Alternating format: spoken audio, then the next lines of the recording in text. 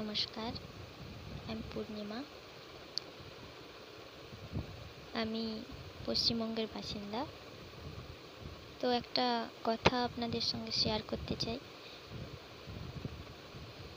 Recently একটা খুবই ভয়ঙ্কর মর্মান্তিক ঘটনা ঘটেছে আরজিকর মেডিকেল হসপিটালে। একজন মহিলা ডক্টরের ধর্ষণ, খুন হয়েছে। এই রকম ঘটনা শুনতেও ভয়ঙ্কর লাগে। আমরা সবাই এই ঘটনার প্রতিবাদ করছি। এই খুন এবং ধর্ষণের বিচার চাইছি। আমরা চাই দোষীরা যেন শাস্তি পায়। আমরা চাই একটা সুস্থ সামাজিক সমাজ, যাতে মহিলা পুরুষ সবারই নিরাপত্তা থাকে এবং সবাই সুরক্ষিতভাবে বসবাস করতে পারে।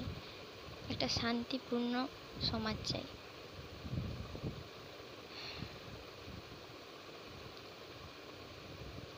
দোষীরা যাতে কঠোর থেকে কঠোরতম সাজা পায়, এটা আমরা সবাই চাই। আজকে যেভাবে ছাত্র সমাজ, জুনিয়র ডক্টরেরা এবং সাধারণ মানুষেরা সবাই যারা আন্দোলন করছেন, তাদের দেখে একটা কথা মনে হচ্ছে, আজকে মানুষের মধ্যে কোথাও না কোথাও মানবিকতা আছে।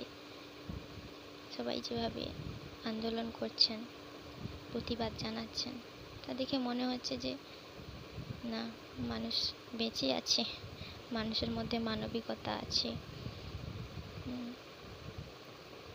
আমরা সবাই এর প্রতিবাদ চাই, সবাই এর বিচার চাই। ব্যাস এটাই বলার ছিল। আরেকটা কথা, আমরা টাকা পয়সা চাই না, লক্ষ্মীর ভাণ্ডার চাই না।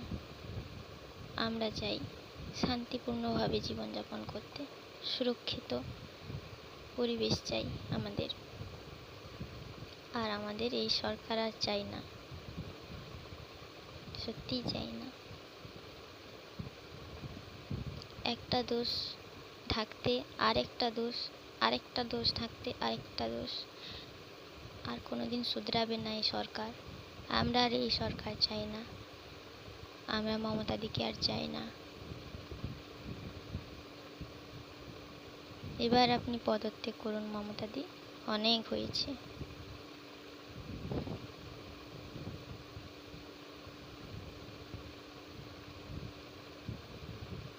ব্যাস এটুকুই বলার ছিল।